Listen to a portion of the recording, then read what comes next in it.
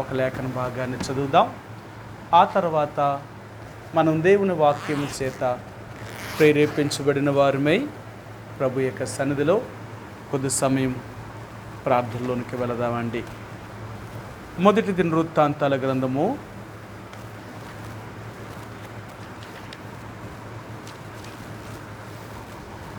21వ అధ్యాయము.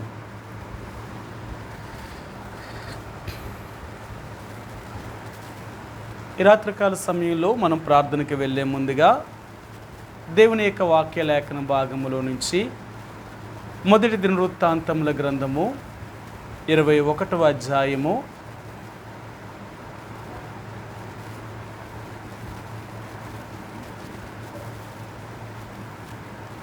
మొదటి వచనాన్ని మనందరము కలిసి ఒక్క మాటలాగా చదువుదామండి.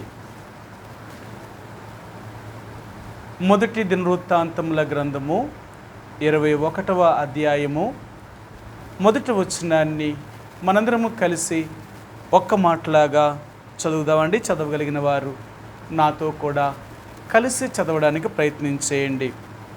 తరువాత సాతాను ఇశ్రాయేలునకు విరోధముగా లేచి ఇశ్రాయేలీలను లెక్కించుటకు దావీదును ప్రేరేపింపగా. ఈ రాత్రికాల సమయంలో చదువుబడిన లేఖన భాగాన్ని దేవుడు దీవించునుగాక. మరి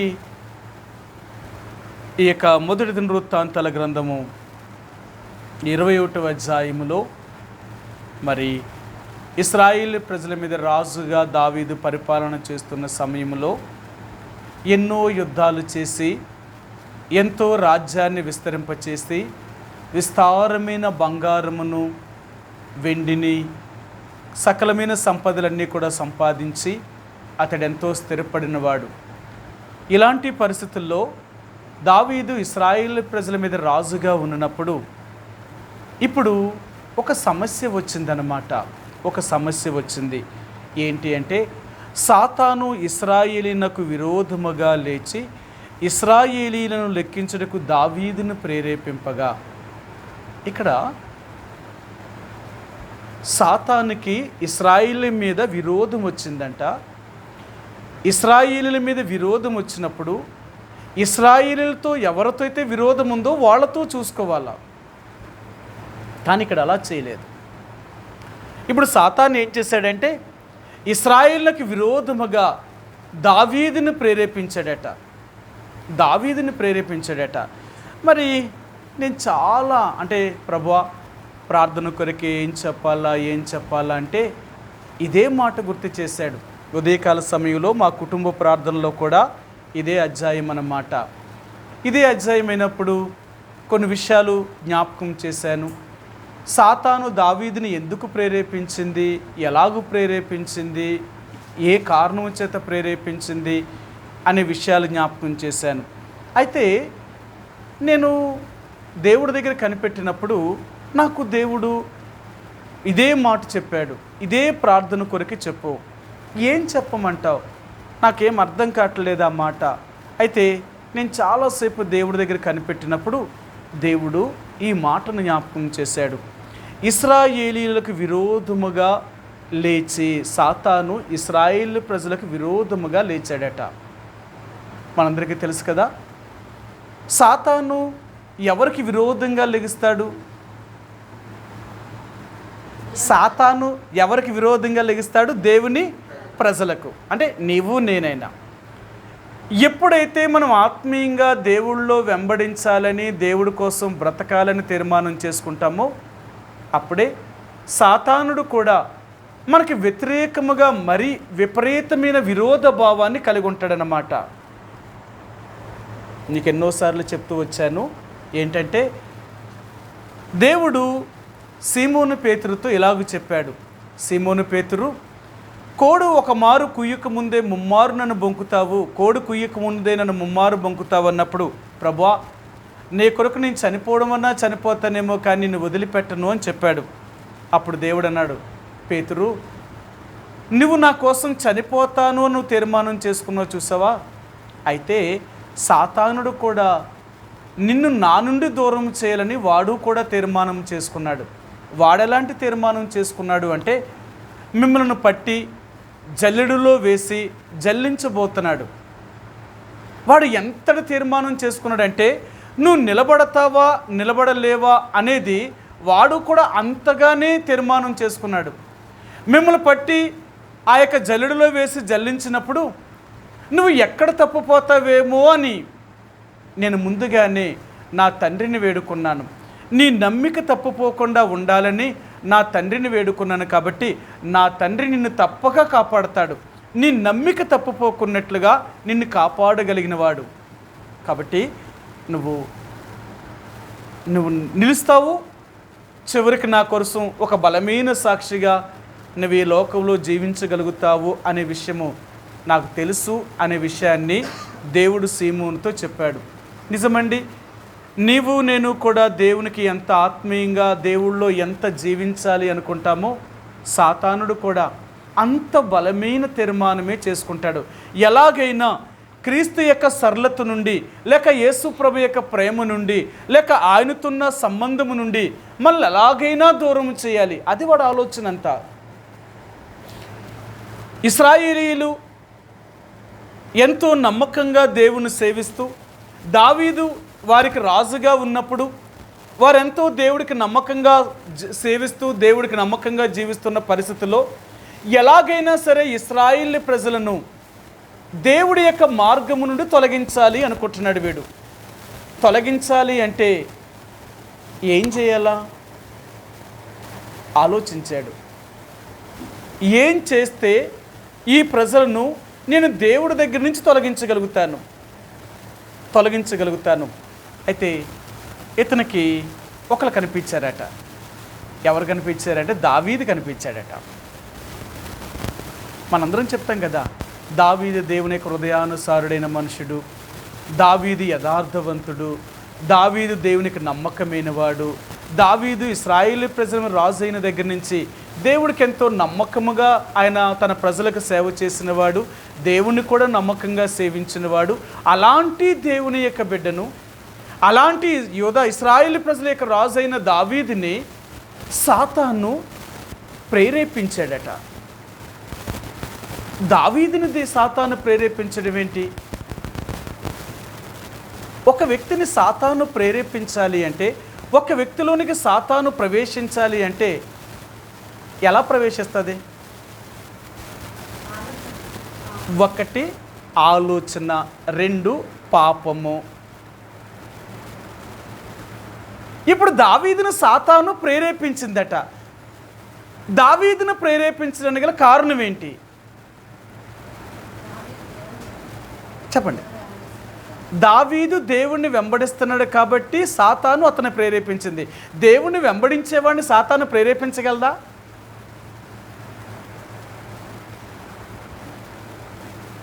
లేదు. నువ్వు నిజంగా దేవుళ్ళో ఉంటే సాతాను నేను ఎంత ప్రేరేపించినా నేను గెలవలేదు. నువ్వు నిజంగా దేవుళ్ళో ఉంటే సాతాను నీలోనికి రాలేదు. ఎందుకంటే మనందరికీ తెలుసు కదా, చిన్నపిల్లలారా, మీలో ఉన్నవాడు లోకంలో ఉన్నవాడి కంటే గొప్పవాడు కనుక మీరు వాడిని, యేసుప్రభువు మనతో ఉంటే లోకములో దేవుడు మనలో ఉన్నప్పుడు సాతాను మనలోనికి ఎలా ప్రవేశించగలడు, మళ్ళీ మన ద్వారా ఎలాగ ప్రేరేపణ చేయగలడు? మన బలహీనతను బట్టి. అది నిజం. ఇప్పుడు దావీదులో ఒక బలహీనతను చూశాడు వాడు. ఆ బలహీనతను చూసే వాడు దావీదులోనికి ప్రవేశించాడు. అందుకంటాడు, శత్రువుకి మనం అవకాశం ఇవ్వకూడదట. మన విరోధికి మనం అవకాశం ఇచ్చామంటే వాడు తప్పక మనలోనికి ప్రవేశిస్తాడు. శత్రువు మనలోనికి ప్రవేశించాలి అంటే వాడు మొట్టమొదటిగా తెలుసుకునేది ఏంటంటే మన బలహీనతలను తెలుసుకుంటాడు. మనలో ఎలాంటి బలహీనతలు ఉన్నాయి, మనం ఏమి కావాలని కోరుకుంటున్నాం, మనం ఎలాగ ఉండాలని జీవించాలని ఇష్టపడుతున్నాం, మనం ఎలాగ బ్రతకాలని ఆలోచిస్తున్నామో ఇవన్నీ వాడు తెలుసుకుంటాడు. ఎందుకంటే వాడికి తెలుసు కదా. ఎందుకంటే సాతానుడు అనేవాడు వీడికి కూడా వివేచించే జ్ఞానము, తెలుసుకునే శక్తి వాడికి ఉంది. మానవుడు ఏం చేయగలుగుతాడు, ఏం చేస్తాడు, వాడు బలహీనతలు ఏంటి వీడికి బాగా తెలుసు.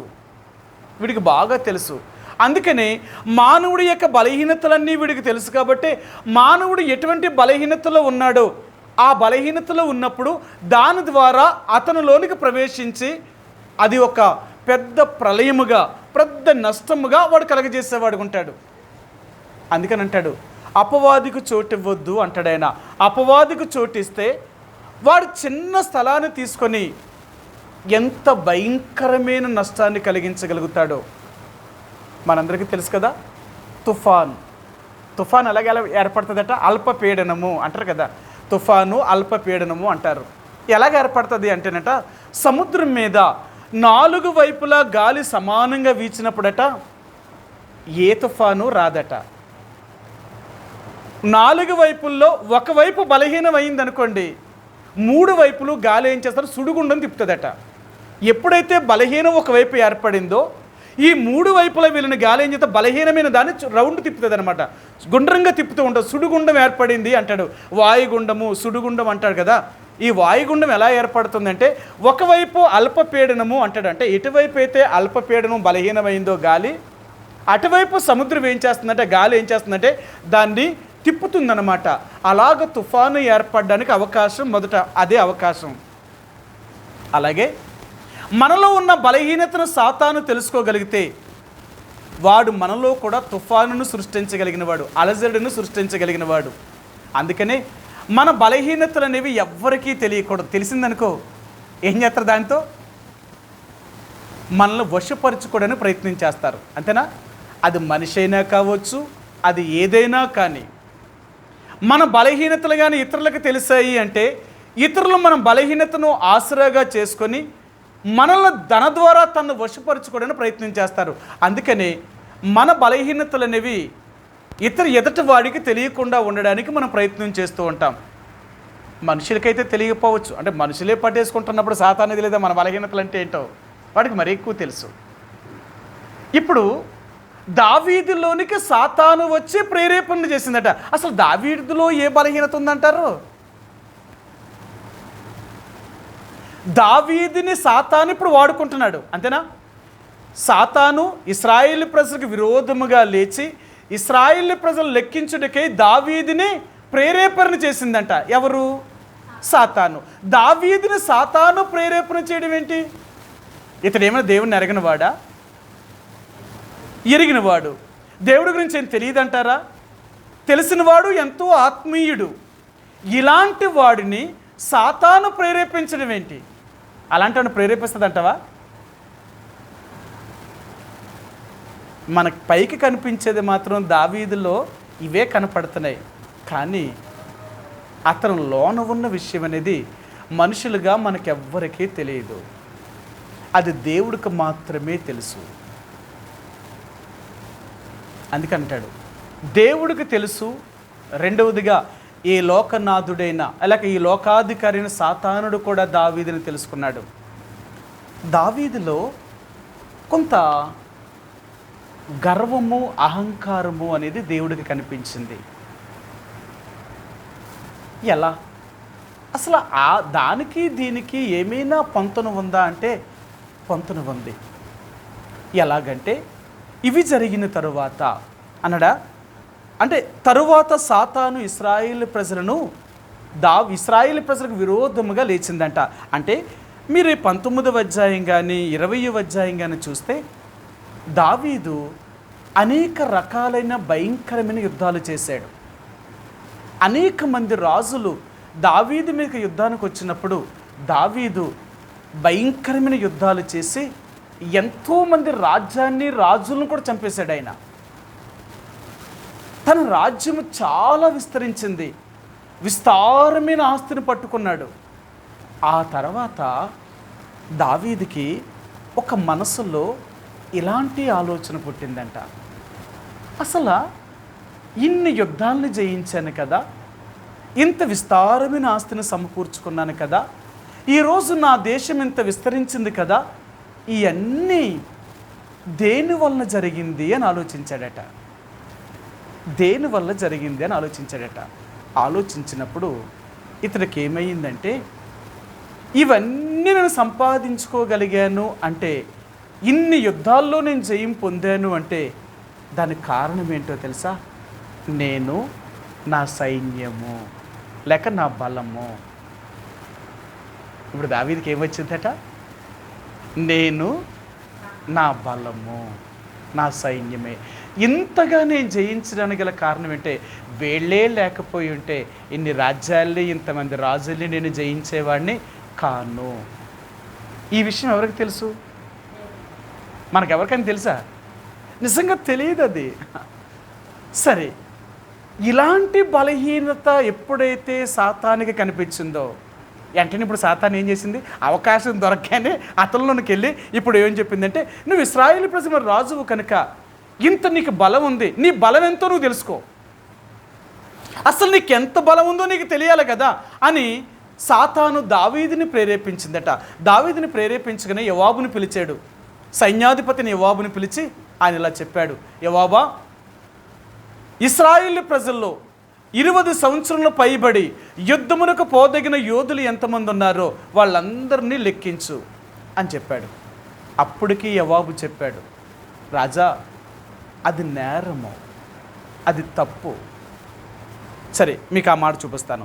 యోవాబు దావీదుకి ఏం చెప్పాడు, ఎలాగ చెప్పాడు అంటే, నువ్వు ఇలాగ చేసావు అంటే దానివల్ల చాలా నష్టం కలుగుతుంది రాజా, అలాంటి పని మాత్రం చేయొద్దు అని ఆయన మనవి చేశాడు. 3వ వచనం, 21వ అధ్యాయము 3వ వచనం.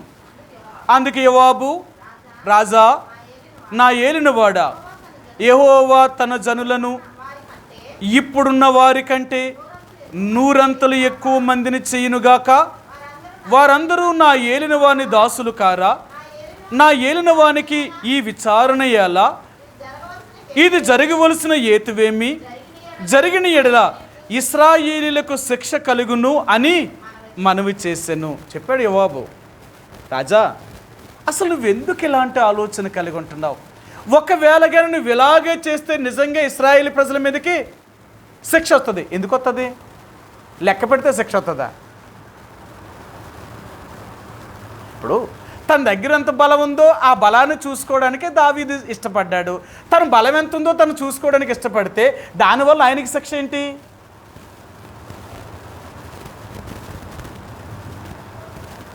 ఇప్పుడు కొన్నిసార్లు మనం ఏం చేస్తామంటే, మనం ఏదైనా పని చేయాలనుకో, ఏదైనా చేయాలనుకున్నప్పుడు మొదట మనం ఏం చేస్తామంటే మన దగ్గర ఎంత ఉంది మొదట ఆలోచిస్తాం కదా. ఎవరైనా అంతే కదా.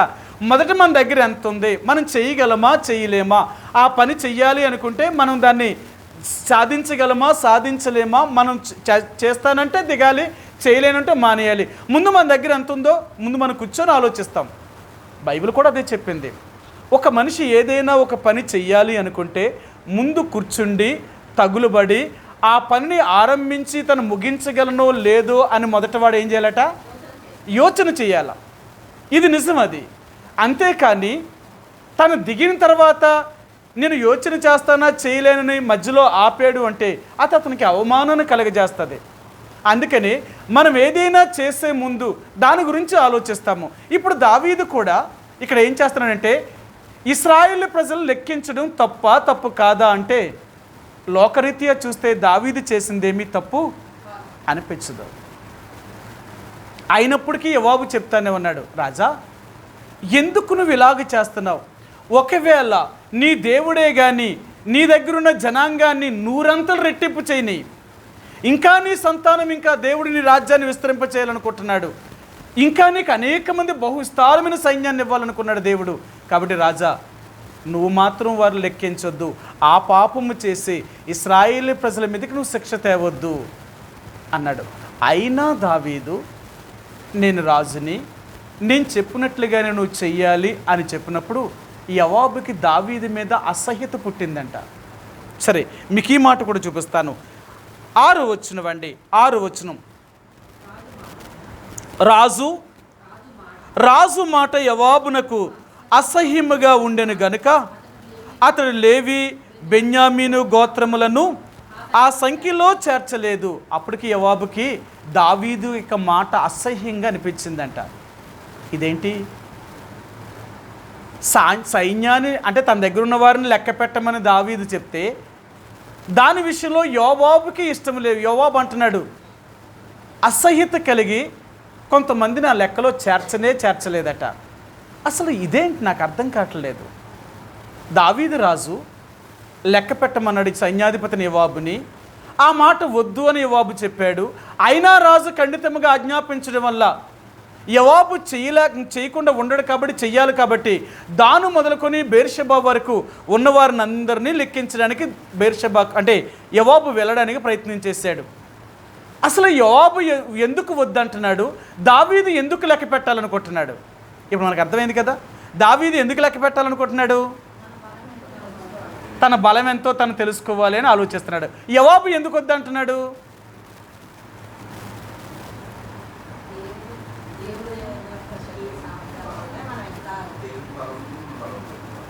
దేవుని బలం ముందు మన బలము గొప్పది కాదు అని చెప్పడం కొరకు యోవాబు అంటున్నాడు. ఇంకేం సిస్టర్ గారు?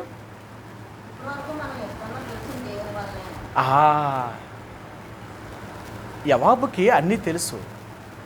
దావీదు రాజు అయిన దగ్గర నుంచి సైన్యాధిపతిగా యోవాబే ఉన్నాడు. ఎంత బలహీనమైన పరిస్థితుల్లో కూడా యుద్ధాలు ఎన్ని చేశారో దేవుడే ఆ యుద్ధాలన్నిటిలో విజయాన్ని కలిగించాడని యోవాబుకి. ఎందుకంటే తన కుమారుడైన అబ్షాలోము రాజ్యాన్ని తీసుకొని సముద్రపు అంటే ఇసుక వలె దావీదు మీదకి ఇశ్రాయేలు ప్రజలందరినీ యుద్ధానికి రేగొట్టాడు. అలాంటి సమయంలో దావీదు దగ్గర ఉన్న సైన్యం చాలా తక్కువ మంది. అబ్షాలోము పక్షంగా ఉన్న సైన్యమే ఎక్కువ. కానీ యుద్ధంలో దేవుడే చంపేశాడట. ఆ అరణ్యములో దావీదు చేతిలో చచ్చిపోయిన వారికంటే వాళ్ళ సైనికుల చేతిలో చచ్చిపోయిన వారికంటే అరణ్యములో చిక్కడి చచ్చిపోయిన వాళ్ళే ఎక్కువ మంది అంట. దేవుడు వారినే ఎక్కువ మందిని చంపాడట. అలాగా దావీదు ఎన్నో యుద్ధాల్లో దేవుడు అతన్ని కాపాడుతూ రావడం వల్ల దావీదు ఈ స్థాయికి వచ్చాడు. మనందరికీ తెలుసు కదా, దావీదు పోయిన ఎల్ల చోట్లను తన దేవుడైన యెహోవా అతన్ని కాపాడుచూ వచ్చెను. దావీదు ఎక్కడికి వెళ్ళినా దేవుడే దావీదుని కాపాడుతూ వచ్చాడు కాబట్టి దావీదు ఇంతటి వాడయ్యాడు. దేవుడు కాపాడకుండా ఇంతటి వాడవుతాడంటారా? దేవుడు కాపాడకుండా దావీదు ఇంతటి వాడవుతాడంటారా? అవడు. అది అసాధ్యము. అది దావీదుకి తెలుసు, యోవాబుకి తెలుసు. అందుకనే యోవాబు చెప్తున్నాడు, దావీదా తప్పు. ఇప్పుడు ఇలాంటి ఆలోచన నీకు రావడం తప్పు. నీ బలం ఎంత, నీ సైన్యం ఎంత అని ఇప్పుడు నీకెందుకు ఇలాంటి ఆలోచన వచ్చింది?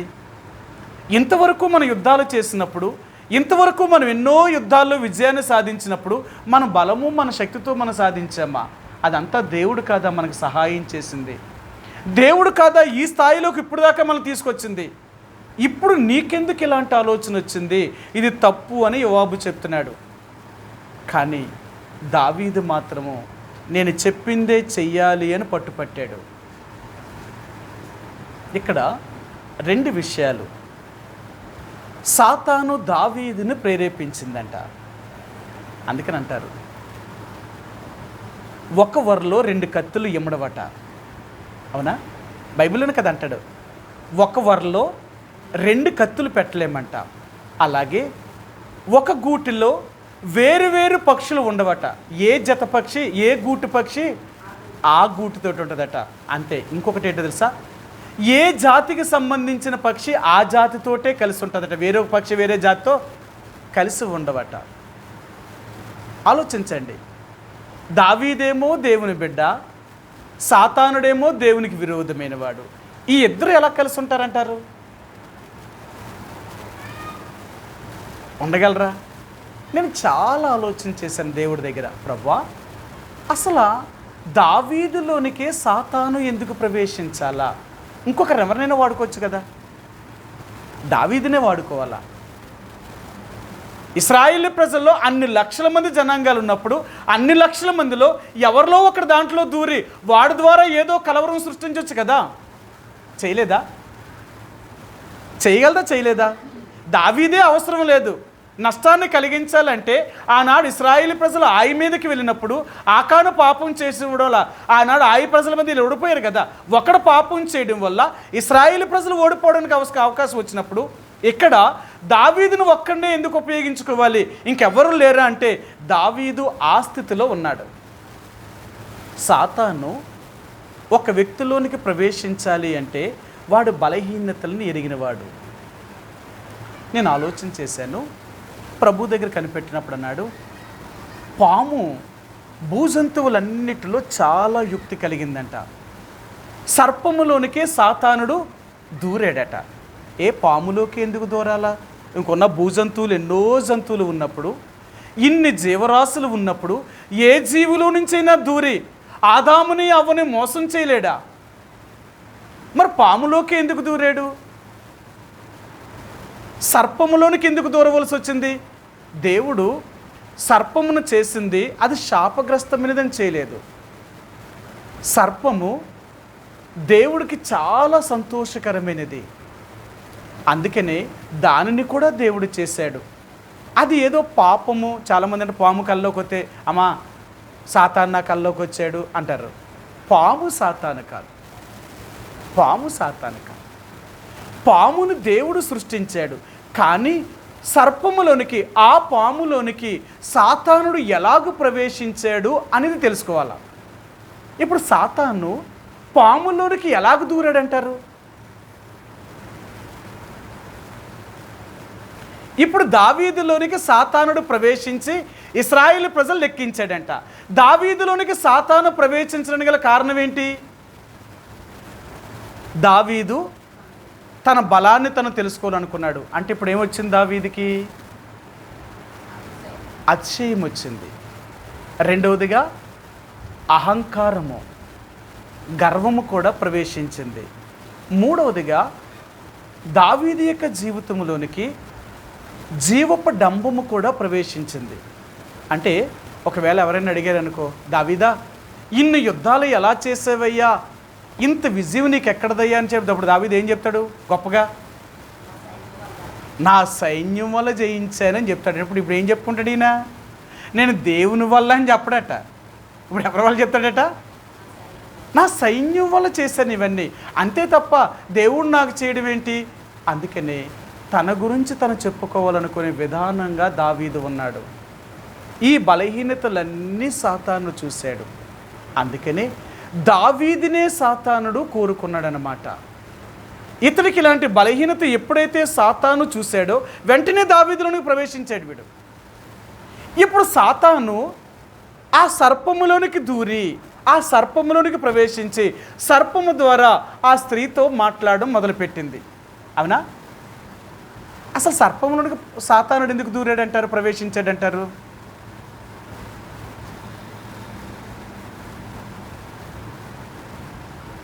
ఆలోచించినప్పుడు దేవుడు ఏం చెప్పాడు తెలుసా? మీ అందరికీ తెలుసు, సర్పము భూజంతువులన్నిటిలో చాలా యుక్తి కలిగిందంట. ఎప్పుడైతే సాతానికి ఇలాంటి యుక్తి ఉందో, అంటే పాముకి సర్పములో ఇలాంటి యుక్తి ఎలాగుందో, సాతానుడు కూడా ఇదే యుక్తి కలిగిన వాడు. రెండు ఒక్కటైపోయి. అర్థమైందా? వాడు దాని యుక్తి ఒకటే, వీడి దీని సాతానుడి యుక్తి కూడా రెండు కలిసాయి. అందుకని అంటారు, ఏ జతపక్షి ఆ జతపక్షితో కలిసి ఉంటాయట, ఇంకో జతపక్షితో కలిసి ఉండలేవట. నీ ఆలోచన, నీ తలంపులు, నీ ఉద్దేశాలు ఎవరికైతే ఉంటాయో అలాంటి వారితో కలిసిపోతారు లింకు. అలాంటి వారితో లింకప్ అయ్యారనుకో, వాళ్ళు చెప్పినవన్నీ వీళ్ళకి నిజమనిపిస్తుంది, వీళ్ళు చెప్పినవన్నీ వాళ్ళకి నిజమనిపిస్తాయి. ఎందుకంటే వీళ్ళ మైండ్ సెట్ ఇద్దరిది ఒకటే. ఆ ఇద్దరు మైండ్ సెట్ ఒకటయింది అనుకోండి, అప్పుడే వీళ్ళు ఏ కార్యాన్నైనా చేయడం ప్రారంభిస్తారు. అర్థమైందా? భూజంతువులన్నిటిలో సర్పము ఎంత యుక్తి కలిగిందో అలాంటి యుక్తి సాతానుడు కూడా కలిగినవాడు. కాబట్టి వీళ్ళిద్దరూ కలిశారండి. వీళ్ళిద్దరూ కలిసి భూమి మీదకి పాపాన్ని తీసుకురావడానికి మొదట కారకులయ్యారు. అందుకనే దేవుడు అంటాడు, అపవాదికి చోటివ్వద్దు, అపవాదికి చోటివ్వద్దు. ఎప్పుడైనా అపవాదికి చోటివ్వడానికి ప్రయత్నం చేసావా, నీ జీవితమే సర్వనాశనం అయిపోతుంది. ఇది మొదటిది. ఇంకా నేను ఆలోచన చేశాను ప్రభు దగ్గర, ప్రభువా సాతానుడు ఎంత యుక్తి కలిగిన వాడు కాదు, సర్పం ఎంత యుక్తి కలిగింది, కాబట్టి వీళ్ళిద్దరూ ఒకలాంటి వారే, కాబట్టి వీళ్ళిద్దరూ కలిసి అమాయకులైన ఆదాముని అవ్వని పాడు చేసి దాని ద్వారా భూమి మీదకి శాపగ్రస్తమైన సంతానాన్ని తీసుకురావడానికి కారకులయ్యారు. ఇంకెవరు చేశారు? ఇంకెవరిలో ప్రవేశించింది? వీళ్ళ ద్వారా సాతాను ప్రవేశించి ఎలాంటి భయంకరమైన పనులు చేశాడు అంటే, దేవుడు ఇంకేం జ్ఞాపకం చేశాడు అంటే రెండో వ్యక్తిని జ్ఞాపకం చేశాడు. అపవాది ఇస్కరియోతు యోధా యొక్క హృదయంలోనికి అపవాది ప్రవేశించిందంట. సాతాను ఇస్కరియోతు యోధా యొక్క హృదయంలోనికి ప్రవేశించిందంట.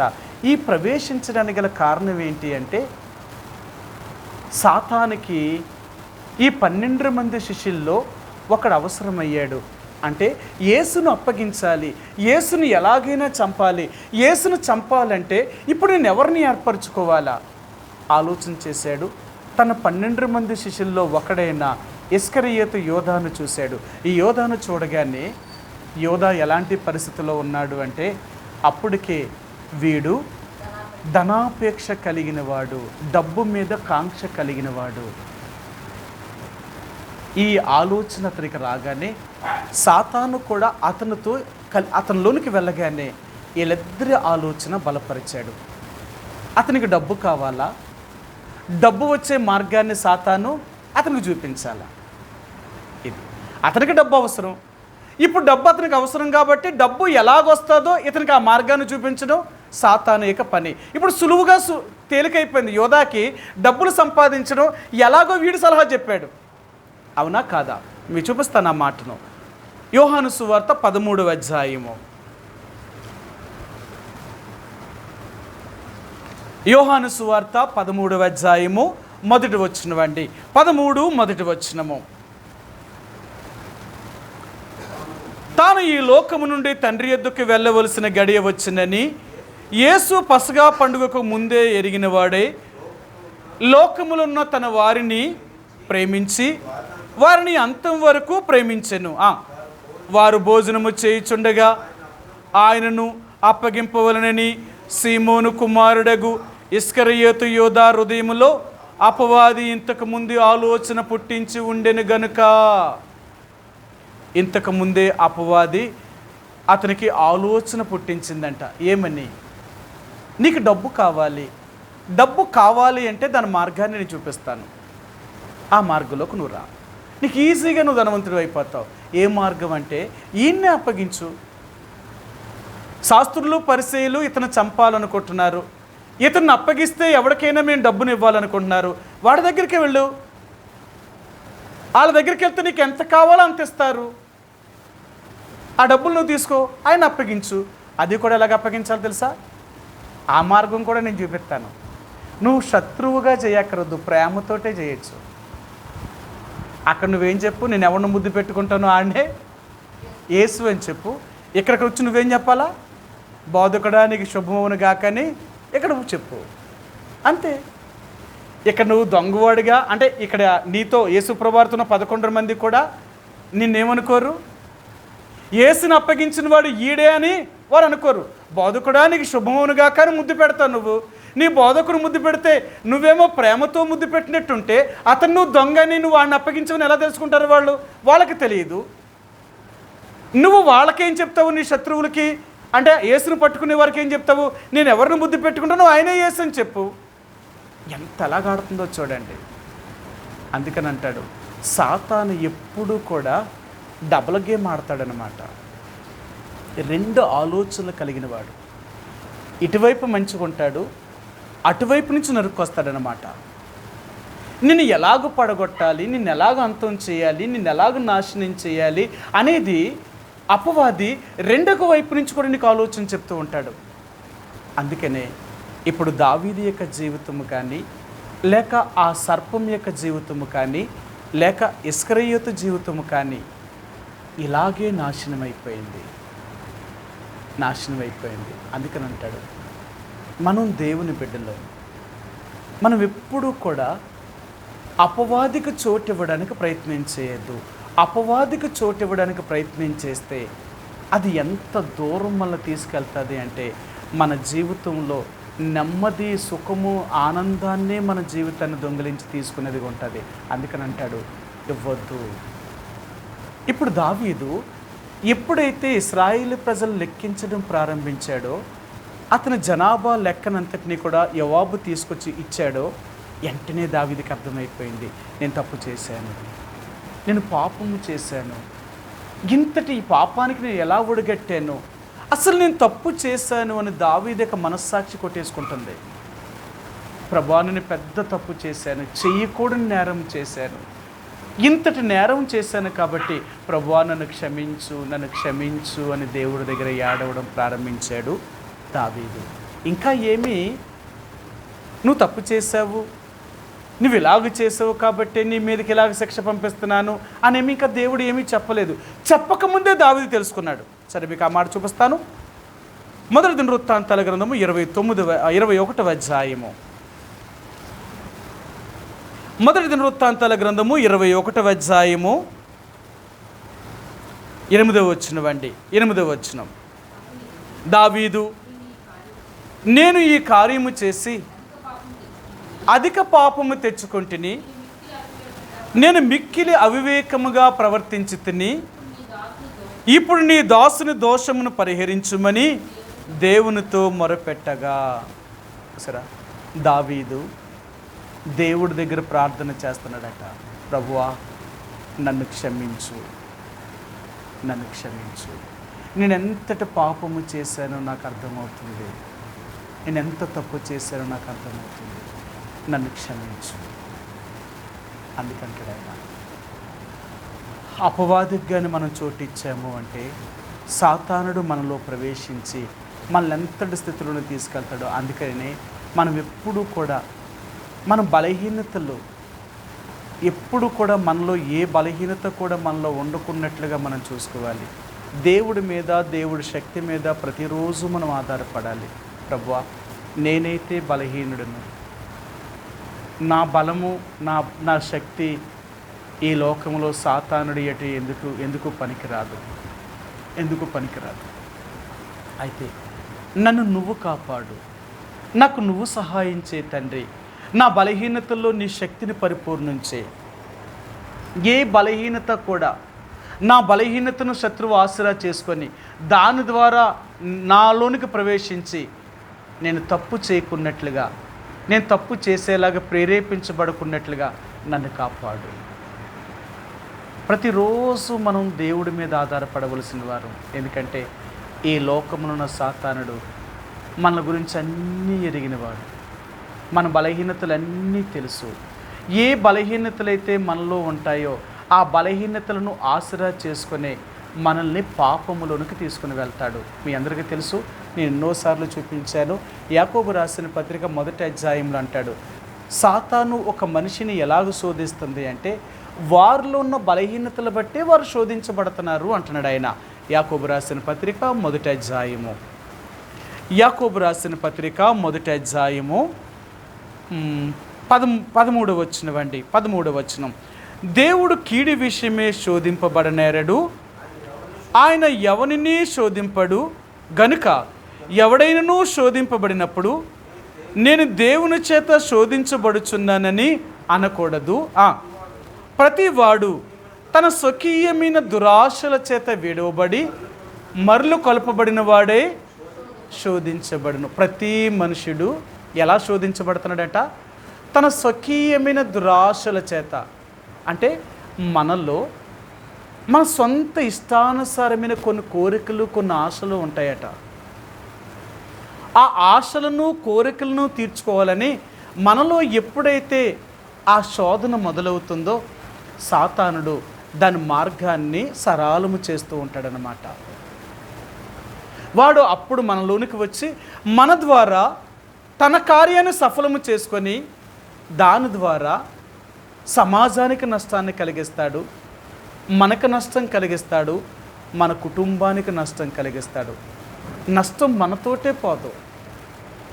మనం తప్పు చేసాము అంటే ఆ తప్పు ద్వారా సమాజం పాడవుతుంది, రెండవదిగా మన కుటుంబం పాడవుతుంది, మూడవదిగా మనం పాడైపోతాం. ఖచ్చితంగా పాపము అనేది చాలా భయంకరమైనది. అందుకనే ఇప్పుడు దేవుడు ఏం చెప్తున్నాడు అంటే అపవాది నీలోనికి రాకున్నట్లుగా నువ్వు మొట్టమొదటిగా నువ్వు కాపాడుకోవడానికి ప్రయత్నించేయి. బైబిల్ గ్రంథంలో చాలామంది ఉన్నారు, ఇలాగ శోధనకు పడిపోయిన వారు ఉన్నారు, శోధనకు నిలిచిన వారు ఉన్నారు. మీరు చూస్తే అపవాది ఎన్నో రకాలైన శోధనలు వారికి తీసుకొచ్చి ఎదురుగుంట పెట్టినప్పటికీ కూడా వారు పాపము చేయడానికి ఇష్టపడలేదు, వారు తప్పు చేయడానికి ఇష్టపడలేదు. అలాగే తప్పు చేయకుండా నిలబడడం వల్ల దేవుడు వారిని ఉన్నతమైన స్థానానికి తీసుకెళ్ళాడు. ఎవరైతే పాపము చేయడానికి తప్పు చేయడానికి ఇష్టపడ్డారో వారి జీవితాలని ఎన్నో నష్టాలు నాశనాలు గుండా వెళ్ళిపోవలసి వచ్చింది.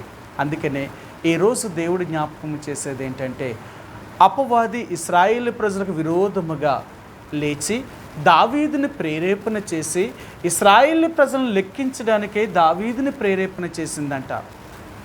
ఇప్పుడు తప్పు ఎవరు చేశారు?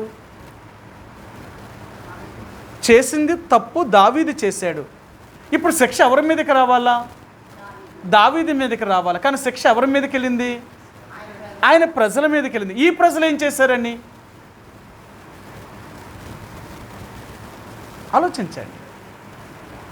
తప్పు చేసింది దావీదు, పాపము చేసింది దావీదు, ఒప్పుకున్నవాడు దావీదు. ఇప్పుడు శిక్ష రావాల్సింది కూడా, శిక్షకు పాత్రుడు దావీదు. కానీ దావీదుకి శిక్ష వచ్చిందా?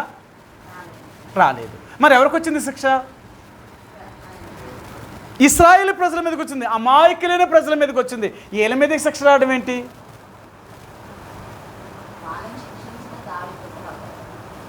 వారిని శిక్షించిన దావీదు దుఃఖపడతాడా? ఎందుకు దావీదు దుఃఖపడతాడు?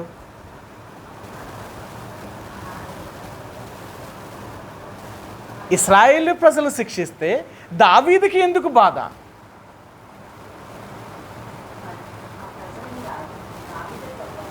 ఆ ప్రజల్ని ఆ దావీదే పరిపాలిస్తున్నాడు కాబట్టి అందుకు బాధపడతాడా?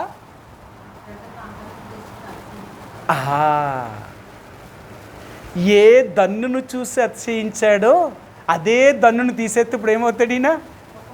అదండి, నువ్వు ఏ బలాన్నైతే చూసి అతిశయించావో ఆ బలాన్నే తీసేస్తాను. కానీ ఆయన చేసిన పాపానికి అమాయకులు బలైపోయారు. అందుకని అంటాడు దేవుడు. లోకలు అంటారు కదా, చాలాసార్లు ఇదే జరుగుతుంటుంది అనమాట. ఒక మంచిని కాపాడాలనుకున్నప్పుడు కొంత చెడు కూడా జరుగుతుందట. కానీ చెడుని పట్టించుకోకూడదట. మంచి జరుగుతున్నప్పుడు చెడుని పట్టించుకోకూడదట. అమ్మమ్మ అలా జరగకూడదు అనుకుంటే మంచి ఎప్పటికీ జరగదు. అందుకనే ఈరోజు కూడా దేవుడు ఏమంటున్నాడంటే, సాతాను దావీదుని ప్రేరేపించడం వల్ల, దావీదు ఇలాంటి పరిస్థితికి రావడం వల్ల ఇశ్రాయేలు ప్రజల్లో 70,000 మంది చనిపోవలసిన పరిస్థితి వచ్చింది. ఈరోజు దేవుడు మనకేం నేర్పించాలనుకుంటున్నాడంటే, సాతాను నిన్ను ప్రేరేపించుకున్నట్లుగా నీవు కాపాడుకోవడానికి ప్రయత్నించేయి. సాతాను నిన్ను ప్రేరేపించకూడదు. ఏ విషయాల్లో ప్రేరేపించకూడదు? సాతాను మనల్ని ఏ విషయంలో ప్రేరేపించకూడదు? ఒకటి, లోక సంబంధమైన వాటి విషయంలో సాతాను మనల్ని ఎప్పుడూ ప్రేరేపించకూడదు. అంటే లోక సంబంధమైనవి ఏం చేస్తూ ఉంటాయి? మనల్ని ఏం ప్రేరేపిస్తూ ఉంటాయి? ఏం ప్రేరేపిస్తాయో తెలుసా? మీకు అందరికీ తెలుసు. ప్రకటన గ్రంథము 3వ అధ్యాయంలో 7వ సంఘమైన లవోదికయ సంఘాన్ని గురించి ఎలా బోధిస్తారట. ఈనాడు ఉన్న విశ్వాసులు ఎలాగుంటారట తెలుసా? అలాగే ఉంటారట. సరే మీకు చూపిస్తాను. ప్రకటన గ్రంథము 3వ అధ్యాయము, ప్రకటన గ్రంథము 3వ అధ్యాయము 17 వచ్చినవండి. 3:17. నీవు దౌర్భాగ్యుడును దిక్కుమాలిన వాడువును దరిద్రుడునై ఉన్నావని ఎరుగక, గ్రుడ్డివాడువును దిగంబరుడునై ఉన్నావని ఎరుగక, నేను ధనవంతుడును ధనవృద్ధి చేసి ఉన్నాను, నాకేమీ కొదువ లేదని. అబ్బా, ఈ శివర సంఘం ఎలాగుంటుందట? లవోదిక సంఘం. మన స్థితి ఏంటో మనం మర్చిపోతామంట. అసలు స్థితి ఏంటో మర్చిపోతామంట. ఈ స్థితి మర్చిపోయి ఏ స్థితిని బట్టి చూస్తామంట? లోకములో ఉన్న దాన్ని చూస్తామంట. నీ ఆత్మీయ స్థితి ఎలాగుందో చూడు. నీ భౌతికమైన స్థితిని బట్టి నువ్వు అతిశయించడానికి ప్రయత్నం చేస్తావు. అదెవడికి కావాలి? దేవుడి దగ్గర ఎక్కర్లేదు కదా. అది లోకంలో సరిపోతుందేమో. నీ భౌతికమైన స్థితి లోకంలో నిన్ను గొప్ప స్థానంలో ఉంచొచ్చేమో. ఆ స్థితి దేవుడి దగ్గర నిన్ను దేని స్థితిలోకి తీసుకెళ్తుంది. నీ ఆస్తి వల్ల కానీ, నీ కులం వల్ల కానీ, నీ దేశం వల్ల కానీ, నీ జాతి వల్ల కానీ దేవుడి దగ్గర నీకేమీ ఘనత కలగదు. దేవుడి దగ్గర ఘనత కలగాలి అంటే నీవు తగ్గించుకొని దేవుడికి నువ్వెంత లోబడతావో అదే దేవుడు నిన్ను ఘనపరచడం మొదలు పెడతాడు. ఆయన అందుకంటాడు, తగిన సమయమందు ఆయన మిమ్మల్ని హెచ్చించినట్లుగా ఆయన బలిష్టమైన చేతి కింద నువ్వు దేన మనసు కలిగి ఉండు. దేవుడి దగ్గర నువ్వు ఎంత దీనురాలుగా తగ్గించుకోగలుగుతావో ఈ దీనత్వమే నిన్నంత హెచ్చైన స్థానంలో తీసుకెళ్తుంది.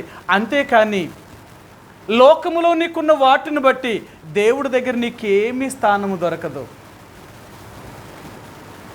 ఒకవేళ ఎవరైనా దేవుడి దగ్గరికి వచ్చి అలాగూ అతిశయిస్తే వారిని మళ్ళీ మొదటి స్థానానికే తీసుకెళ్తాడు ఆయన. ఆయన అంటాడు, నేను అన్నీ ఇచ్చిన దేవుణ్ణి అన్నీ తీసేయగలిగిన వాడు కూడా ఆయనేనంట. ఇచ్చిన దేవుడే తీయగలిగిన దేవుడు కూడా. అందుకని అంటాడు, ఆశీర్వాదమును శాపమును మేలును కీడును రెండూ నీ ఎదుటే పెడుతున్నాను.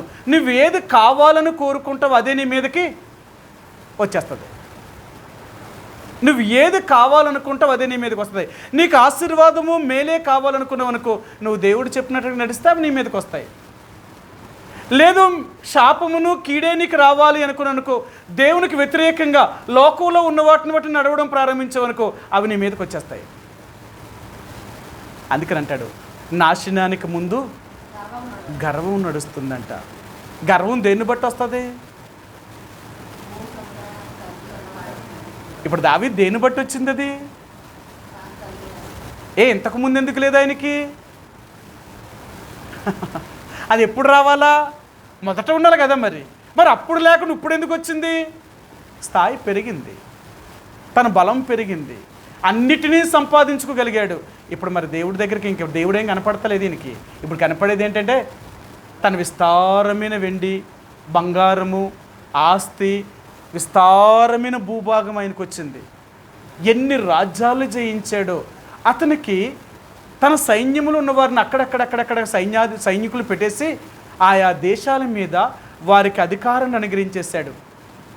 ప్రతి సంవత్సరము కూడా దావీదుకి రావాల్సిన ఆస్తి అంతా వచ్చేస్తుందన్నమాట. అది ఎంత ఆస్తి వస్తుందో, ఇంత డబ్బు కలుగుతూ ఉంటే ఇప్పుడు దావీదుకి ఇలాంటి ఆలోచన కలిగింది. ఎప్పుడైతే తన మనసులో నాకున్న బలం ఎంత, నేనెంత అని తెలుసుకోవాలనుకున్నాడో అప్పుడే సాతాను అతని దగ్గరికి వచ్చిందనమాట. చాలాసార్లు అంటాం, నన్ను సాతాను ప్రేరేపించిందమ్మా, సాతానే నన్ను ఎలా చేసిందమ్మా, లేకపోతే నేను తప్పే చేయకపోదును అని చెప్తాం. కానీ దేవుడు ఏమంటాడు తెలుసా? సాతాను నీ దగ్గరికి రాదు. నువ్వు పిలిచేదాకా, నువ్వు అవకాశం ఇచ్చేదాకా సాతాను నీ దగ్గరికి రాలేడండి. సాతాను నీ దగ్గరికి రాలేడు. సాతానుడు ఎలాగొస్తాడు అంటే నువ్వు అవకాశం ఇస్తే వస్తాడు, అంతేనా? మూడో వ్యక్తి మన దగ్గరికి రావాలి అంటే, ఒక వ్యక్తి మన దగ్గరికి రావాలంటే మనం అవకాశం కూడా మన దగ్గరికి వస్తాడంటారా? ఎప్పటికీ రాలేడు. మనం ఆ అవకాశం కల్పించినప్పుడే వ్యక్తి మనలోనికి వస్తాడు. కానీ మన అవకాశం కల్పించలేనంతసేపు ఆ వ్యక్తి మన దగ్గరికి రాలేడు.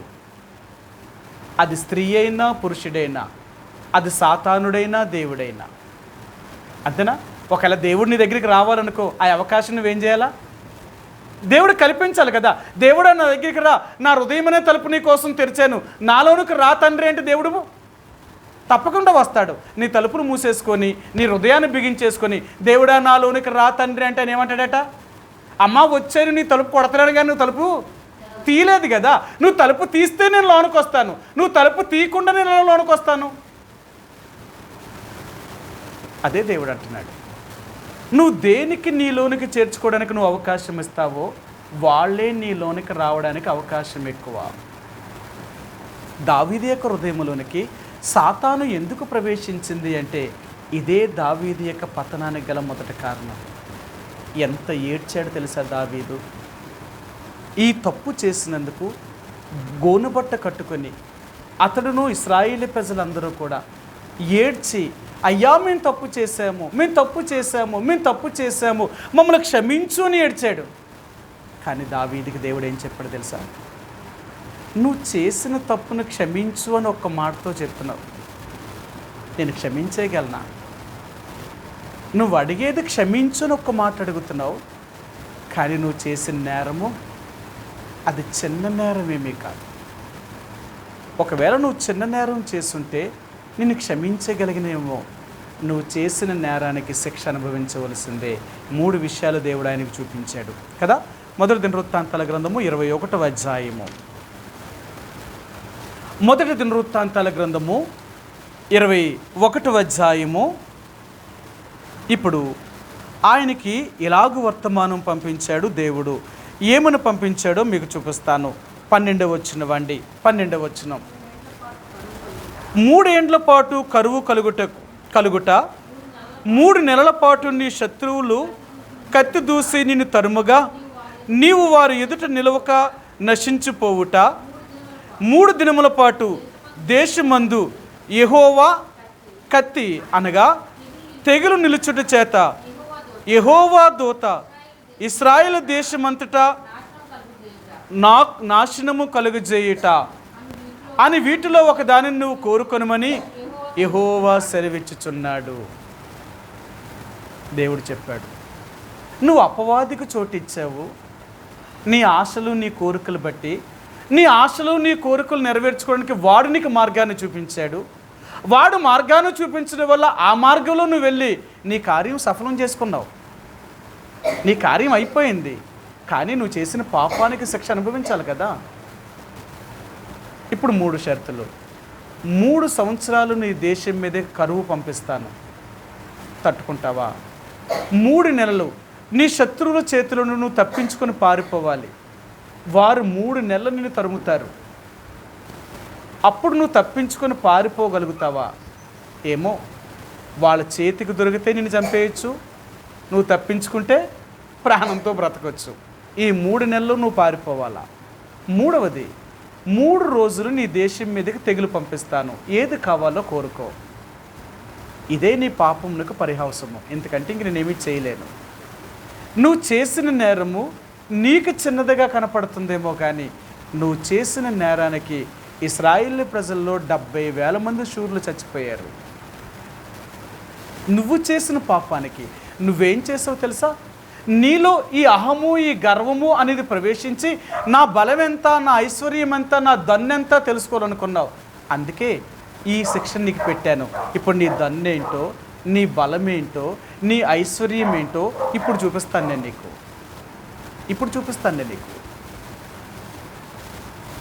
ఎంత ఏడ్చాడో తెలుసా దావీదు,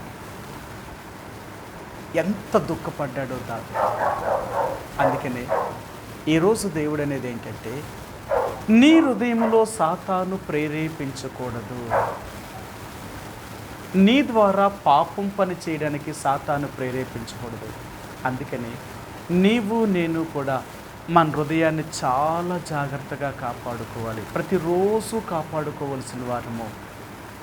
ఏ చిన్న అవకాశమైనా అపవాదిగా నిచ్చాము అంటే వాడు మన హృదయంలోనికి ప్రవేశించి, మన హృదయములో వాడు ఎప్పుడైతే ప్రవేశిస్తాడో ఆ రోజు నుంచి మనకి నెమ్మది లేకుండా చేస్తూ ఉంటాడండి. ఒక అలజడిని సృష్టించేవాడు, ఒక కలవరాన్ని సృష్టించేవాడు. ఇంకక్కడి నుంచి మన జీవితం అంతా కూడా నెమ్మది లేని రాత్రులు గడుపుతామన్నమాట. అది పగలైనా రాత్రి అయినా నీ జీవితానికి మనశ్శాంతి అనేది దొరకదు, నెమ్మది అనేది దొరకదు. కారణం ఏంటో తెలుసా? సాతాను నీలోనికి ప్రవేశించాడు కాబట్టి. ఆ సాతాను నీలో ప్రవేశించడానికి గల కారణం ఏంటో తెలుసా? వాడికి నువ్వు నేను అవకాశం ఇచ్చాము కాబట్టి. వాడికి మనం అవకాశం ఇచ్చినప్పుడు వాడు మనలోనికి ప్రవేశించి మన ద్వారా వాడు చేయవలసిన పాపపు క్రియలన్నీ చేసుకుంటూ వెళ్ళిపోతాడు. నువ్వు ఏమి చేయాలనుకున్నావో, నీ కోరికలు తీరుస్తాడు, వాడి కోరికలు కూడా తీర్చుకుంటాడు. 2 రకాలైన కోరికలు తీరుస్తాడు. అంతే కదా. ఈ రోజున నీ విరోధైన శత్రువుకు నువ్వు దొరికితే నీ కోరికను తీరుస్తాడు, వాడి కోరికను కూడా తీర్చుకుంటాడు. 2 చేస్తాడు వాడు. నీ కోరికను తీర్చే తృప్తి పడడు వాడు. తన కోరిక తీర్చుకోరు కదా, నీలోనికి ప్రవేశించి నీ ద్వారా వాడేమి చేయించుకోవాలనుకుంటున్నాడో అవన్నీ చేయించుకుంటాడు. దానివల్ల ఎవరు నష్టపోతారో తెలుసా? మంచివారు నష్టపోతారు. వాడు చేసే పని ఏంటో తెలుసా? దుష్టుడైన సాతానుడు నీలోనికి ప్రవేశించిన తర్వాత వాడు చేసే పని ఏంటంటే నిజమైన దేవుని యొక్క ప్రజలను బాధపరుస్తాడు. నిజమైన దేవుని బిడ్డలను బాధపరుస్తాడు. అవునా? ఇక్కడ అదే మాట మనం చదివాం. తరువాత సాతాను ఇశ్రాయేలులకు విరోధముగా లేచి, ఇశ్రాయేలు ప్రజలు దానికేం చేశారు? వాళ్ళకేమీ చేయలేదు. ఎందుకు దేవుని ప్రజల మీద దానికి విరోధం? దేవుని ప్రజల మీద దానికి ఎందుకు విరోధం? సాతానికి దేవుని ప్రజల మీద ఎందుకు విరోధం?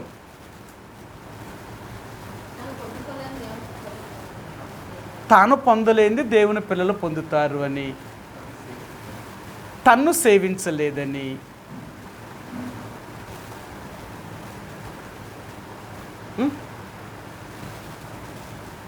అంతే కదా. మీరు చెప్పేది నిజమే. దానికి నచ్చనిది ఏంటో తెలుసా? దేవుడు మాట వినకుండా ఉండడమే దానికి నచ్చని మాట. నువ్వు దేవుణ్ణి కాదు అని చెప్పు, నీతో ఎంత సంతోషంతో గడుపుతాడో వాడు. నీకేది కావాలన్నా ఇవ్వగలుగుతాడు.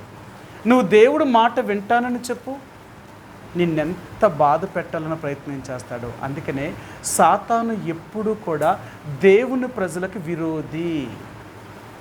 అందుకనే కదా, మీ విరోధి అయిన అపవాది గర్జించే సింహం వలె తిరుగుచు ఎవరిని మృంగుదునా అని తిరుగుచున్నాడట. మన విరోధి అయిన అపవాది ఎవరిని మృంగాలా అని తిరుగుతున్నాడట. ఎవరిని మృంగుతున్నాడు అంటే దేవుని ప్రజల్ని. ఎక్కడైతే యథార్థముగా దేవుని కొరకు సేవిస్తున్నారో, ఎక్కడైతే దేవుని యొక్క చిత్తాన్ని నెరవేర్చగలుగుతున్నారో వారిని అంతం చేయాలనుకునే ప్రయత్నం వాడిది. అంటే మన ద్వారా ఆలోచించండి, మన ద్వారా దేవుడిని నమ్మిన ప్రజల్ని మనమే బాధ పెట్టుకుంటున్నాం. అందుకని అంటారు కదా, చాలాసార్లు అంటాం, మనం ఏదైనా తప్పు చేస్తున్నాం అనుకోండి, మన కుటుంబానికి సంబంధించిన విషయాలు తప్పు చేస్తున్నాం అనుకోండి, బయట చూసిన వాళ్ళు అంటారు, అదేంట్రా బాబు నీ కంటిని నువ్వే పొడుచుకుంటున్నావు ఏట్రా అని అడుగుతారు. ఇప్పుడు మన కుటుంబాన్ని నష్టం చేస్తే ఎవరికి నష్టం? మనకే నష్టం. మనమేమనుకుంటాం, అబ్బెబ్బే అలా కుదరదు, మా ఆయన్ని మా ఆవిడ్ని ఇలాగే చేయాలి, ఇలాగే చేస్తానంటే ఎవరిని బాధ పెడుతున్నట్టు? నువ్వు నీ కంటిని నువ్వే పొడుచుకుంటున్నావు, నీ కుటుంబాన్ని నువ్వే పాడు చేసుకుంటున్నావు అంతే. ఇప్పుడు మనం సాతాను మన ద్వారా ఎవరిని బాధ పెట్టేస్తుంది? దేవుని ప్రజలనే బాధపెట్టి, మనము దేవుని ప్రజలమయ్యండి దేవుని ప్రజలనే బాధించేలాగా చేయగలుగుతుంది. అప్పుడు ఏమవుతుంది? వీళ్ళిద్దరికీ విరోధం వచ్చేస్తుంది. ఇప్పుడు అందుకే కదా దేవుని బిడ్డలకు ఒకళ్ళ మీద అంటే ఒకరికి ఏం పడతా లేదు, విరోధం వచ్చింది. ఎందుకు విరోధం వస్తుంది? ఎప్పుడైతే మన అపవాదికి చోటిస్తామో, ఈ అపవాది మనల్ని చేసేది ఏంటో తెలుసా? ఒకరిని శత్రువులుగా చేయడానికి, ఒకరిని విరోధులుగా చేయడానికి ప్రయత్నం చేస్తూ ఉంటుంది. అందుకనే దేవుని బిడ్డలు ఎలాగుంటారు తెలుసా? వీళ్ళు ఎలాగుంటారంటేనట, ఎవరి మీద విరోధ భావాన్ని కలిగి ఉండరట. ఒకవేళ ఎవరితోటైనా ఏదైనా సమస్య వచ్చిందనుకోండి, వాళ్ళు ఏం చేస్తారో తెలుసా? వెంటనే క్షమాపణ కోరి కలిసిపోవడానికి ప్రయత్నం చేస్తారట. అంతేనా? దేవుని బిడ్డలు ఎలాగుంటారో తెలుసా? సమాధానాన్ని వెదకడానికి ప్రయత్నం చేస్తారే కానీ సమాధానాన్ని పోగొట్టుకోవడానికి ప్రయత్నించారట. ఇది దేవుని ప్రజలు చేసే పని. దేవునికి వ్యతిరేకులు చేసే పని ఏంటో తెలుసా? సమాధాన పడడానికి ఎట్టి పరిస్థితుల్లో ఇష్టపడరు. వీళ్ళ హృదయం అంతా కూడా ఎప్పుడూ రగిలిపోతూనే ఉంటుంది. కారణం ఏంటో తెలుసా? అపవాది వీరిలోనికి వచ్చాడు కాబట్టి అపవాది చేసే పని ఏంటి అంటే, నీ సహోదరుల మీదే, నీ సహోదరుని మీదే నేరం మోపడానికి ప్రయత్నం చేసేవాడు. మీకు ఎన్నోసార్లు చూపించాను. మన కంటిని మన చేతే పొడిపేస్తుందన్నమాట. అందుకని మనం తప్పు చేసాము అంటే మనం పరలోక రాజ్యం చేరకుండా పోతాము. మనం పరలోక రాజ్యం చేరకుండా పోయేది అదేంటి, వాళ్ళలా తీసుకెళ్ళవు నేను ఎందుకు వెళ్ళలేదు అంటే దేవుడు అంటాడు, నువ్వు చేసిన దానికి ఫలితం అనుభవించవు అంతే. సాతాన్ని వెంబడించే ప్రతి ఒక్కరికి కూడా ఈ ఫలితము తప్పదు. ప్రకటన గ్రంథము 10వ అధ్యాయము 12వ వచనమండి. ప్రకటన 10వ అధ్యాయము 12వ అధ్యాయము 10వ వచనమండి. 12:10 ప్రకటన 12:10. మరియు ఒక గొప్ప స్వరము పరలోకమందు ఇలాగు చెప్పుట వింటిని, రాత్రింబగళ్ళు మన దేవుని ఎదుట మన సహోదరుల మీద నేరం మోపువాడిన అపవాది. చూసారా, ఇప్పుడు మన సహోదరుల మీద నేరం మోపువాడైన అపవాది. అసలు మన సహోదరుల మీద ఎందుకు నేరం మోపుతాం మనం? నీలో ప్రవేశించిన వాడు అలాంటి వాడు.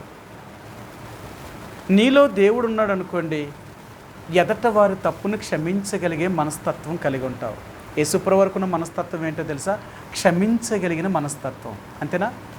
బైబిల్లో ఒక మాట అంటాడు, మీ పరలోకపు తండ్రి మీరు కుమారులుగా కుమార్తెలుగా ఉండాలి అంటే మీరు ఒకరిని ఒకరు క్షమించాలి.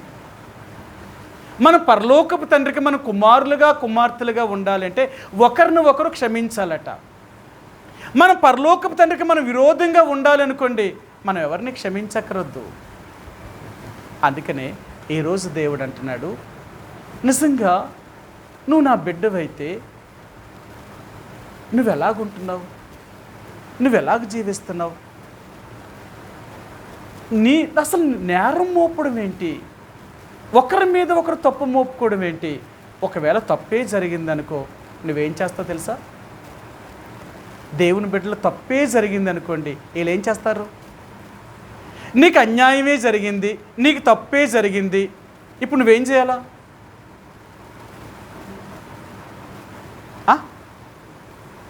మనకు అన్యాయమే జరిగిందండి, మనకు తప్పే జరిగింది, మన గురించి చెప్పకుండా చోట చెప్పి, మన గురించి మాట్లాడి ఇవన్నీ మనకు తెలిసిన తర్వాత, నా మీద ఇలాంటి పరిస్థితులు ఉన్నాయా అన్నికి తెలిసిన తర్వాత ఇప్పుడు నువ్వేం చేయాలా?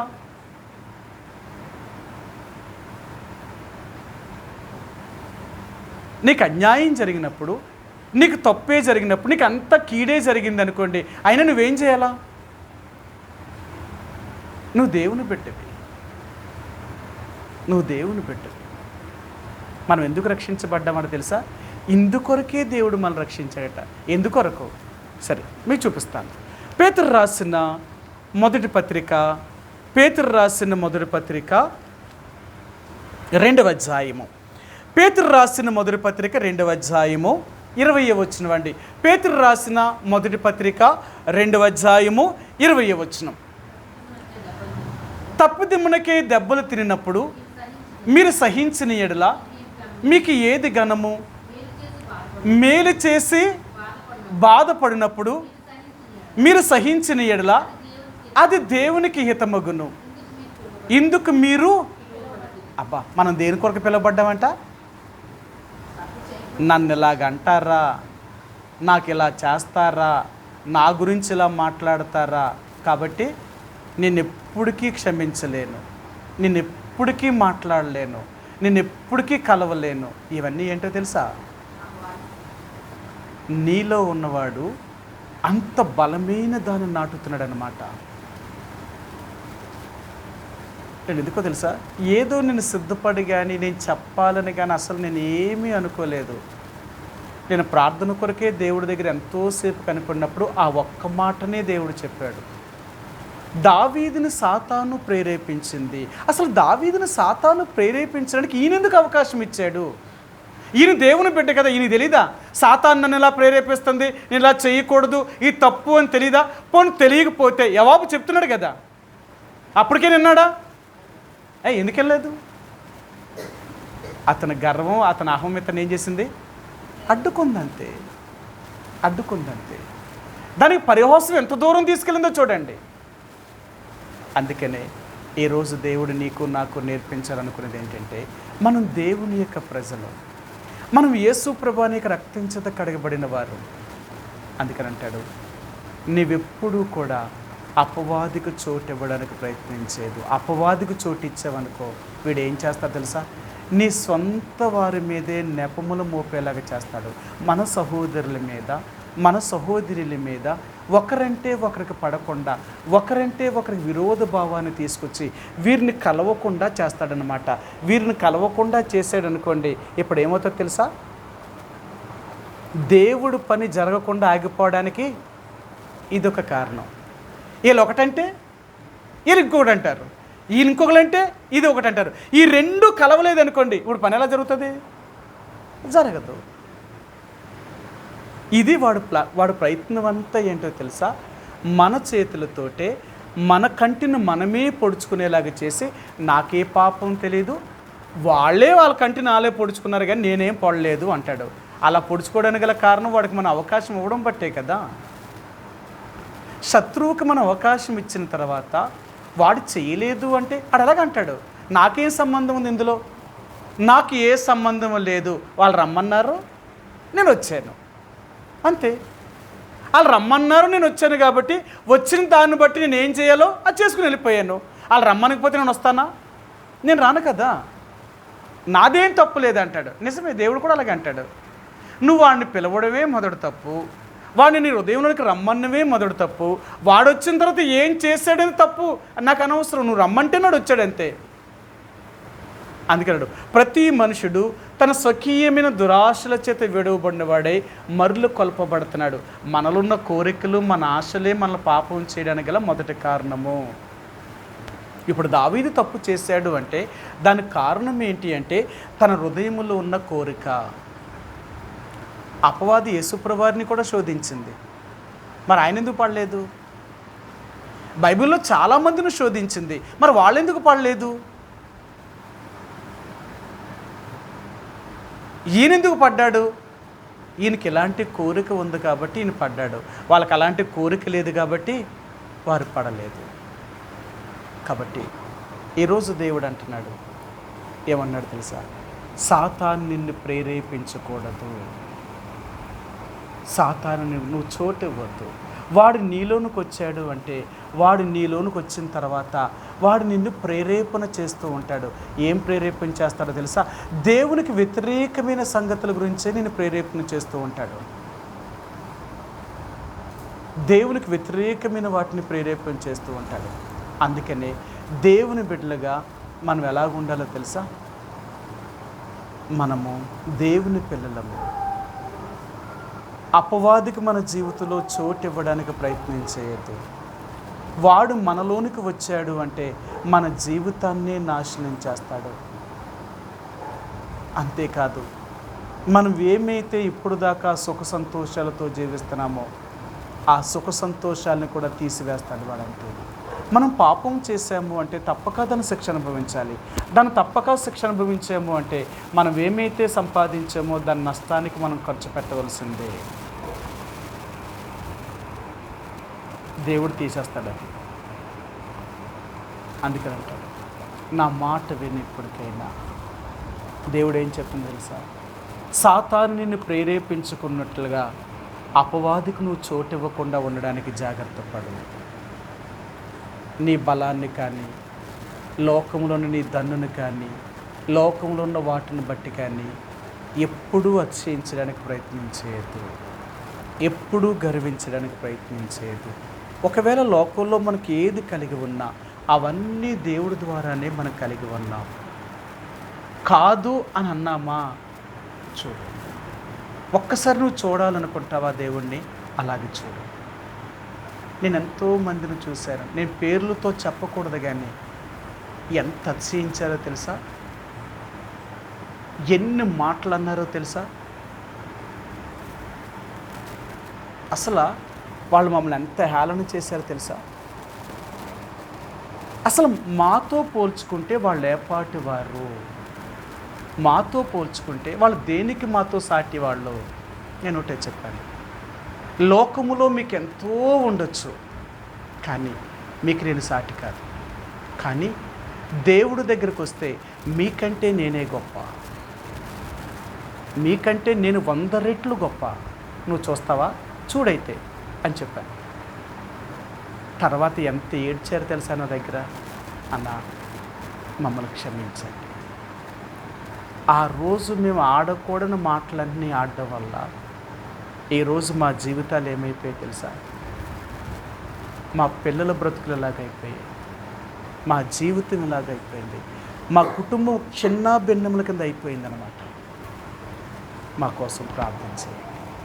సిస్టర్ గారు, మేము ఎప్పుడూ మీ మీద విరోధం లేదు, కానీ మీరు అన్నారే మాటలు అవే మిమ్మల్ని పట్టుకున్నాయండి. అర్థమైందా?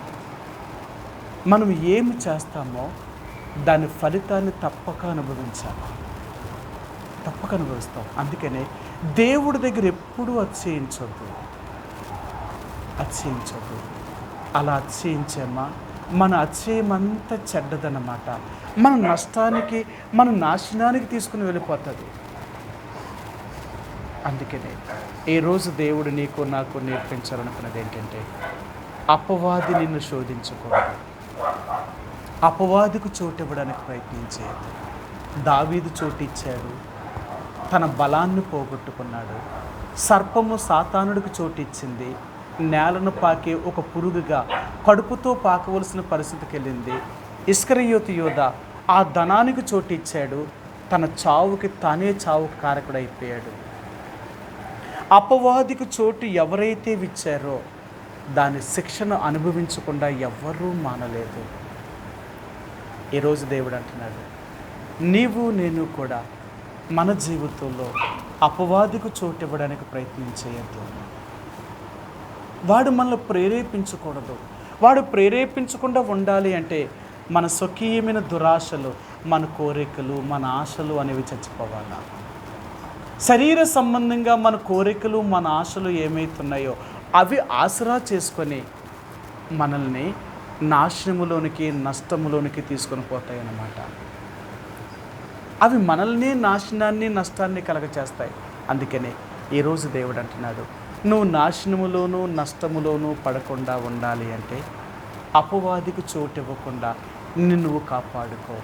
అపవాది నీలోనికి రాకుండా ఉండాలి అంటే నీ స్వకీయమైన దురాశలను చంపుకోవడానికి ప్రయత్నించే. నీ అహం అనేది కానీ, గర్వం అనేది కానీ, జీవపు డంబం అనేది కానీ, ఇలాంటివి ఎప్పుడూ లోకంలో నిన్ను నువ్వు కనపరుచుకోవడానికి ప్రయత్నించేది. ఒకవేళ లోకంలో నువ్వు కనపరుచుకోవాలనుకున్నా దేవుడి దగ్గర కనపరుచుకోవడానికి ప్రయత్నించేది. దేవుడి దగ్గరగానే అతిశయించడానికి ప్రారంభించావా, దేవుడు అంటాడు, నీ అతిశయం ఏంటో నేను చూపిస్తాను, నీ అతిశయం ఏంటో చూపిస్తాను. ఎంతమందిని దేవుడు ఎలాగ చేశాడో తెలుసా? మీరు బైబిల్ చదివితే తెలుస్తుంది నీకు. బైబిల్ గ్రంథంలో ఎంతమంది అతిశయించి ఎలాంటి స్థితిలోకి వెళ్ళిపోయారు అనేది దేవుడి వాక్యం చెప్తుంది. అందుకని నీవైనా నేనైనా అపవాదికి చోటు ఇవ్వడానికి ప్రయత్నం చేయొద్దు. మన బలహీనతలు సాతానికి తెలియకూడదు. అంటే తెలియకుండా దాచుకోవచ్చు అంటే నువ్వు దాచుకోలేవు. నీలో ఉన్న బలహీనతలు అనేవి దేవుడికి తెలుసు, సాతానుడికి తెలుసు, వీళ్ళిద్దరికీ తెలుసు. నీలో ఏ బలహీనత అయితే ఉందో ఆ బలహీనతను బట్టి సాతానుని ఉపయోగించుకొని దాని ద్వారా నేను నష్టపరిచేవాడు. అందుకనే ఈరోజు దేవుడిని అడుగుతాం, ప్రభువా నిజమే, సాతాను దావీదునే ఎందుకు ప్రేరేపించాలా? కారణము అతడు కూడా అలాగ ఆలోచించడం వల్లే కదా అతనిలో దూరింది. సర్పములోనికి సాతాను ఎందుకు ప్రవేశించాడు అంటే సర్పము కూడా యుక్తి కలిగిందే కదా. అందుకనే సర్పము యుక్తికి సాతాను యొక్క యుక్తికి రెండూ సరిపోయే కాబట్టి ఇవి రెండూ కలిసి ప్రయాణం చేయగలిగాయి. ఇస్కరియోతు యోధ హృదయము, సాతాను యొక్క హృదయము ఒకటే. అందుకనే యోధ సాతానుతో సహవాసం చేయగలిగాడు, అతని జీవితం నష్టమైపోయింది. ఈరోజు నాతో నువ్వు మాట్లాడు, నన్ను క్షమించు. ఎన్నోసార్లు సాతానుడి చేత నేను ప్రేరేపించబడి నీకు విరోధముగా, నీకు ఇష్టము లేని పరిస్థితులు ఎన్నో రీతిలుగా నేను బాధ పెట్టాను, నన్ను క్షమించు. నీ బిడ్డగా జీవించడానికి నన్ను సిద్ధపరచు. ఎందుకంటే నేను నీ బిడ్డని, నేనెందుకు పిలువబడ్డాను, నేనెందుకు రక్షించబడ్డాను, ఏ కారణం చేత నీ బిడ్డగా నేను చేయబడ్డానో ఆ కారణానికి అనుకూలంగా జీవించేలాగా నన్ను సిద్ధపరచుకొని మనల్ని మనంగా ప్రభు దగ్గర అప్పగించుకొని మనల్ని సరి చేసుకొని ఆ తర్వాత ప్రార్థన చేద్దాం. ఎందుకంటే మనం దేవునికి తగినట్లుగా లేకుండా మనం ప్రార్థన చేస్తే మన దేవుడు మన ప్రార్థనను ఏమి అంగీకరించేవాడు కాదు. కాబట్టి ఈ రాత్రి మనల్ని మనంగా సరి చేసుకొని కొంత సమయం ప్రభు యొక్క సన్నిధిలో ప్రార్థనలో గడుపుదామండి.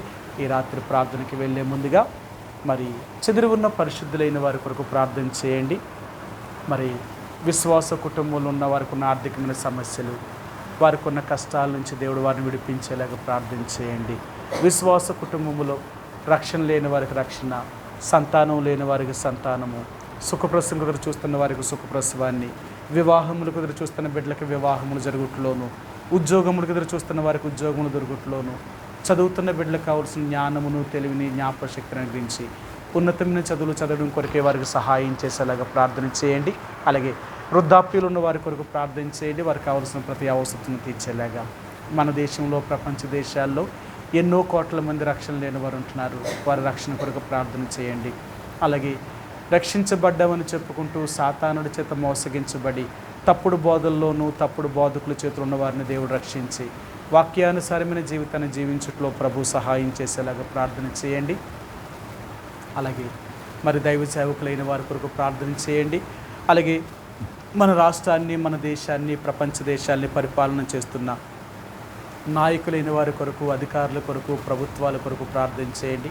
న్యాయబద్ధమైన పరిపాలన చేయగలుగుట్లో స్వార్థపూరితమైన మనసు నుంచి వారిని విడిపించి నిస్వార్థంగా ప్రజలకు సేవ చేసే మనసును అనుగ్రహించేలాగా ప్రార్థన చేయండి.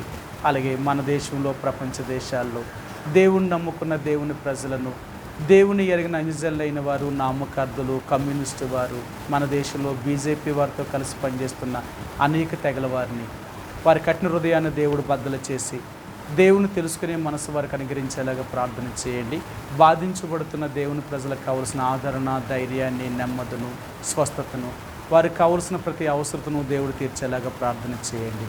అలాగే ఇజ్రాయేల్ దేశం కొరకు ప్రార్థన చేయండి. అలాగే తిరిగి మరి దేవుని యొక్క హెబ్రోనులోను జరుగుతున్న పరిచర్య కొరకు ప్రార్థన చేయండి. హెబ్రోనులో జరుగుతున్న పరిచర్యను కూడా దేవుడు కాపాడేలాగా ప్రార్థన చేయండి.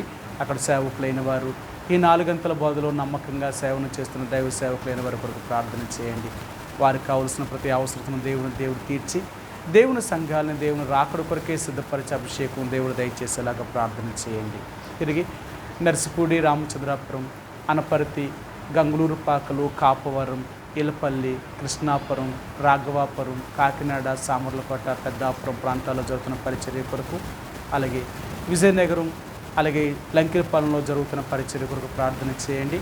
ఏలేశ్వరము, రాజవొమ్మంగి, కొండపల్లిలోని విశ్వాసుల కొరకు, అలాగే స్థానిక నర్సీపట్నంలో ఉన్న విశ్వాసుల కొరకు, విశ్వాస కుటుంబంలో ఉన్న ప్రతి అవసరతను దేవుడు తీర్చేలాగా ప్రార్థన చేయండి. అలాగే మరి మన వ్యక్తిగతంగాను, మన కుటుంబంగాను ఉన్న మన సమస్యల కొరకు ప్రార్థన చేద్దాం. దూర ప్రాంతాల్లో చూస్తున్న బిడ్డల కొరకు ప్రార్థన చేయండి. అలాగే తిరిగి ఆదివారం పరిచర్య కొరకు ఇక్కడ కొండపల్లిలో నిలబడే వారిని కూడా దేవుడు అభిషేకించి వాడుకునేలా ప్రార్థన చేయండి. అలాగే బలహీనంగా ఉన్న సువన్రావు గారిని, సలోమి గారిని, కృపారావుని, అన్నమ్మ గారిని, లాజర్ గారిని, విక్టర్ పాలు గారిని, సత్యవతి గారిని, అలా సుజాత గారిని దేవుడు సంపూర్ణమైన ఆరోగ్యాన్ని దయచేసి వారిని స్వస్థపరిచేలాగా ప్రార్థన చేయండి. అలాగే మన సమస్యలు కూడా, మన కష్టాన్ని కూడా దేవుడితో చెప్పుకుందాం. ప్రభు సహాయం చేసేలాగా ఆ రీతిగా కొద్ది సమయం ఒకరి తర్వాత ఒకరు ప్రభు యొక్క సన్నిధిలో ప్రార్థనలో గడుపుదామండి. ఆ రీతిగా కొద్ది సమయం ప్రార్థన